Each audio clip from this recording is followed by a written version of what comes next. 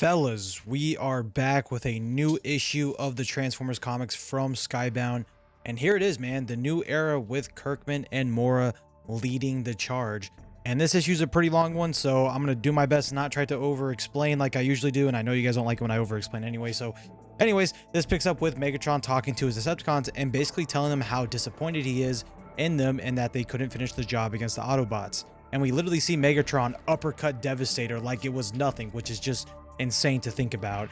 And he knocked them back so much they literally uncombined. It's a crazy uppercut. But it doesn't stop there, as Megatron kind of stumbles a bit from that punch since he still is injured with the fight from Optimus Prime. And we see Rumble go and assist him, but Megatron tells Rumble he needs no assistance, and least of all from him. And he just backhands Rumble, which is just hilarious to me. But we see Megatron stand back up and ask his men what has become of them, and to look at what the stronghold has become, that they cower away in the darkness of the seas. And Megatron continues his bashing, saying he thought his Decepticons are the same soldiers he led before. And all the Decepticons are just kind of looking at each other and just looking around like, oh man, Dad's really mad. But we see Megatron yelling at them, telling them to look at him when he addresses them. And this is a pretty cool page here, but it's also cruel as well. So it's fitting for Megatron. But we see Megatron pick apart each Decepticon. He calls out Onslaught, asking where's his skill tactics, asks Brawl where's his brutality, and Ravage and Rumble. And so he literally calls out every Decepticon. It is so crazy. He picks them all apart, and it's so freaking cool. But we see on the next page, Megatron looks over to Starscream and calls him the most pathetic one, saying that he's moments away from defeating Optimus Prime. And what does Starscream do? Defeats himself. I also think this maybe confirms that Starscream is the one that shot himself, but it's still kind of vague here. But we see Megatron stomp on Starscream's body over and over, essentially killing him, which is just brutal. And we see the Combaticons drag away Starscream's body, and Megatron tells him to throw him with the others. And we see Megatron start to rally the rest of the Decepticons and starts his speech saying, "We are lost in a strange world, unable to return to their beloved world Cybertron," and asks his men, what is it we hope to achieve? And we see Hook say domination, Onslaught says conquest, Rumble says oppression, which Megatron says it's peace. And that is the ultimate goal, a unified Cybertron, free from conflict. But how will we achieve it? Megatron asks them and says, through domination, oppression, and conquest. That is what the Autobots know. That is the only way for them to submit to their will. And Megatron tells his Decepticons that they will know peace one day, and the only way to achieve it is peace through tyranny. And oh dude, that's such a cool way to bring back that good old-fashioned term from Megatron. And everyone just starts chanting, all hail Megatron, all hail Megatron. It is probably one of the best speeches said by any Megatron. Like, well done to Kirkman for putting this speech together. But as they are all chanting all hail Megatron, we look over to this junkyard area of the Decepticons like Astro Train, and we see Starscream. And as they keep chanting all hail Megatron, we notice that Starscream is actually still alive, and we see his eyes turn back to red, meaning he is Starscream again. So that'll be pretty interesting. I honestly don't know what they're going to do here with Starscream. I know in some continuities he's like he has this like immortal spark, so I don't know if they're going to try and do something there with that, but it's still pretty cool. But what's really cool about this as well is we also get a classic Generation 1 TV show like cartoon transition of the Decepticons logo to the Autobots logo. It's pretty cool. But we pick up with Chicago, and hello, new art style. It's a little jarring as we went from Corona to Mora. But we essentially have the first couple pages of the preview pages that we saw way back like a couple months ago for issue 25. But this time with a little bit more detailing on this page, and essentially with the Autobots and also Prime now with this faux arm in the wires. So that's pretty cool. And we see the Autobots essentially cleaning up the mess that the Decepticons made in Chicago, which is always just very cool to see the Autobots helping, you know, the humans out and all that and cleaning up. It's very wholesome. And we have this really like very, very wholesome scene with Prime talking to this little girl. And we have this awesome two-way panel of her face and Prime's face as they're both wearing a mask. It's very adorable. And yeah, man, this is my kind of Optimus, man. Strong enough to be gentle. I love it. I freaking love this dialogue. And we saw this back in the last story arc with, you know, the humans knowing that Optimus and the Autobots are the good guys, not the bad guys. Because, you know, there's some continuities out there where they, you know, everyone thinks, oh, they're all bad. So it's cool here that, you know, just like with a couple issues back, we had that, you know, group of humans helping out Optimus and them. We see that here with this little girl and the group of people. They know that the Autobots are not, you know, they're not the bad guys. They're the good guys. So it's really cool. We see even more of this compassion as this little girl says she was scared of Optimus, but now she's not, and that she knows now that Prime and the other Autobots aren't bad like the other ones, which Optimus says, I refuse to believe anything can truly be bad, only misguided, which is very true. That's a very Optimus Prime quote. I love it. And we see on the next page, we see Ultra Magnus and RC and some of the other Autobots kind of just cleaning up the debris and all that, and we have Ultra Magnus and RC share this dialogue, and essentially Ultra Magnus is upset that he personally feels that he let everyone down and failed because he was leading the front lines and there was so many deaths still and people got hurt, and he feels like it's all his fault, which we all know like that's not true. And RC and Jazz even tell him that, and they tell him that, you know, being on Earth, it's a lot different than being on Cybertron, and just anything that you can do to help is great.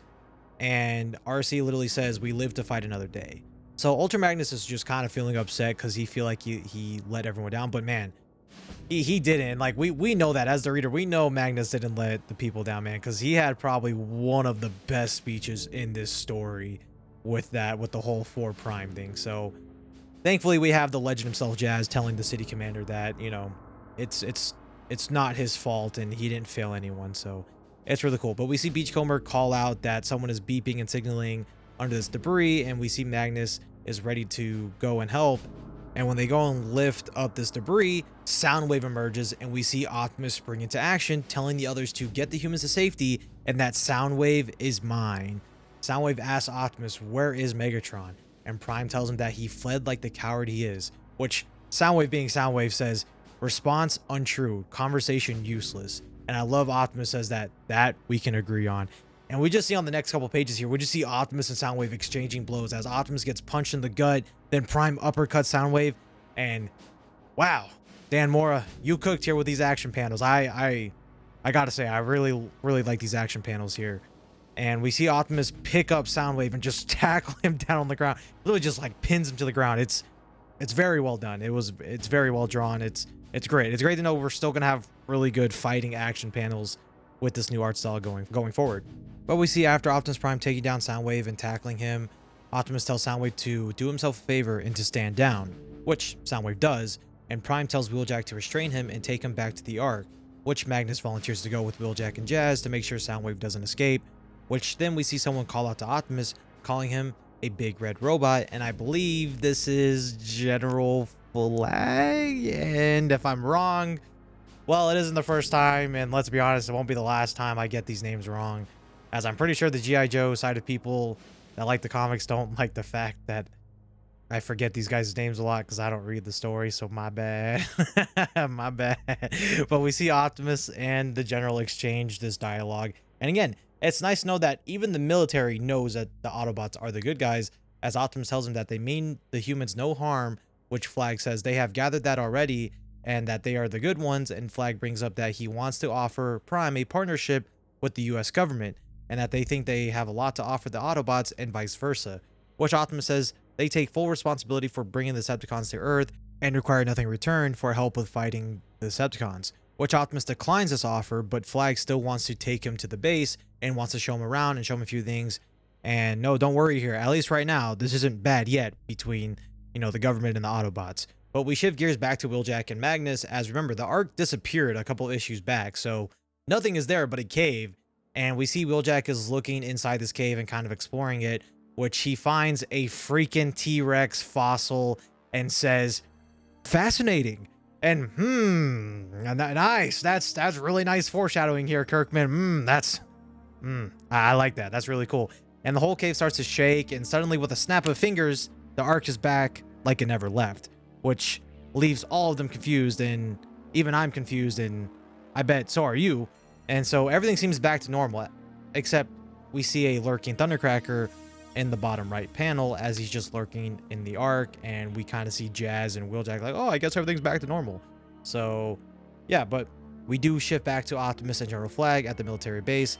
And I love this little subtle callback to the deer incident back in issue 2 of this story, as Flag asks Prime if he's good to move on about without him having to worry that he's going to step on anybody, which Prime says it was an adjustment, but he's acclimated to this world to the best he can. And I also think it's funny how Flag asks Optimus if he can hear him all the way down at the floor, which Optimus simply replies yes. But that's a good point. Like, what, like someone as tall as like Prime or Magnus, surely, you know, they can hear us, but would a combiner hear us? Probably not, right? Because they're just so, I don't know, whatever. We see Flag make a statement saying, "You don't strike me as an organization with unlimited resources," and that they themselves fancy to be just that, to have unlimited resources. And this is where it gets a little tricky here, as I personally do not trust Flag at all. But he does tell Optimus that they are thankful to have the Autobots fighting for them and that they need something to just tell them. And if there's a question, they're here for them. And if they need anything, just to ask them, which Optimus says that it is a generous offer, which Flag keeps it blunt and says it isn't generous, as if the Autobots lose, then everyone else will lose, which is true because Autobots are their only line of defense. Like, realistically speaking, the Decepticons made quick work of the military back in the last couple of issues. So, but we see General Flag and Optimus go into this elevator, and as they are going down, General Flag welcomes Optimus to Shadow Watch, which we see Mirage and Bulkhead. Yes, Mirage and Bulkhead, as they are hooked up to a bunch of wires, and Flag mentions that Bulkhead was found under a pyramid in 1906, and that Mirage was found at the bottom of the ocean in 1936, and wasn't until 1984 they had the technology to bring up, which I like that they said 1984, because that's when it all started. But Optimus Prime asks Flag if they have been dissecting his fellow Autobots, and Flag basically says yes. Like, he tries to play it off like, oh, well, I wouldn't look at it that way, but ultimately he does say yes, we have been. But, you know, he's using the excuse of, we're trying to learn, you know, how you guys operate, whatever. It's a bunch of BS. But we see Flag ask Optimus maybe that he himself can revive them, or his team of Autobots can revive him. But Optimus says that he can't unless they have Energon, which Flag shows they have a crap ton of Energon in reserves, like all these fine raw Energon crystals, and says they are all his and many more that they find, which Flag says, I don't know, we had a guest, and tells Prime to allow him to introduce the head of Shadow Watch, which is Miles Mayhem. And again, I have no idea who this is, so hopefully you guys can help me out in the comments below. Sorry, I don't know. Maybe this is a sign for me to just read the G.I. Joe stuff. But yeah, I don't know who Miles Mayhem is, but he walks up to Optimus and says, well, I have a feeling we are going to get along exceptionally. And I don't know, man, that stare Prime had with Miles, I don't know, it's rubbed me the wrong way. I feel like there's a huge catch here. Like, there's a huge catch here. Like, they're offering to give Prime and the Autobots all their Energon, giving back Mirage and Bulkhead, and I don't know, something's fishy. I don't know. It seems like there's a huge catch here. And I also think Optimus knows that there's a catch here. So I think that's kind of why he's not really like saying too much here. I think he knows there's a catch. But we shift back over to the arc with Wheeljack and Jazz, and we see them put Soundwave behind bars, and they go and look for Ultra Magnus. And Jazz starts a question as to what happened with the arc, and where did it go, and how did it come back like it was nothing. But Wheeljack says no tracking info was logged, but immediately they get jumped by Thundercracker, asking where were they, and what those creatures were, and such horrible monstrosities that they were, and that he's never seen anything like that before. And we see in this panel that it was Globulus, which means the Ark was teleported to Cobra Law. And man, poor Thundercracker, because I know Megatron kind of, you know, fought his way out, but Megatron kind of struggled against Globulus. So I couldn't even imagine what it was like for Thundercracker. So that, oh man, poor Thundercracker. But as we get to the last pages, we are finally back on Cybertron with Alita and company. And man, this is crazy, but not surprising, as I get what she's going to say, but I do not agree with it at all, okay? So Alita starts this page off by saying she's disgusted by Cliffjumper and his actions, which Cliff says he did it for Optimus and that Optimus and them needed help, which Alita cuts him off saying they needed help here, and Shredhead could have turned things around for them and asked if things are not dire enough here, which Bluestreak tells Alita that Cliffjumper was only trying to help Optimus and there was no ill intent involved, which Alita snaps at Bluestreak saying Cliffjumper betrayed us and to lock him away immediately if they could spare him. and that they finally had a chance to get the upper hand on this war for Cybertron, but Cliff threw it away. And Alita says their fight is here, but where is our leader? He has abandoned us. There is no victory to be had here, with forces being divided, and the Autobot cause is lost. And says Optimus Prime is no longer our ally. He is our enemy. Yep, she said that. And that's how this issue ends. And man, we really are going deep in this story, man. It's just when you think, even with a new writer, even with Kirkman being involved, just when you think the Autobots might catch a break here, nope, sorry. The Decepticons are being rallied up again by Megatron. We have Alita now betraying the Autobot cause and saying Optimus Prime is the enemy, which I don't know how Blue Streak and Warpath and, you know, those guys are going to fall in line with Alita. I'd imagine not. I don't know what's going to happen to Cliffjumper, but this story arc is off to a really good start. It seems like Alita is just going to go full rogue mode, but I'm really enjoying this story arc so far. But I would love to know your guys' thoughts on this one down below, and leave a like and sub if you're new. And I'll see you guys in the next one. Later.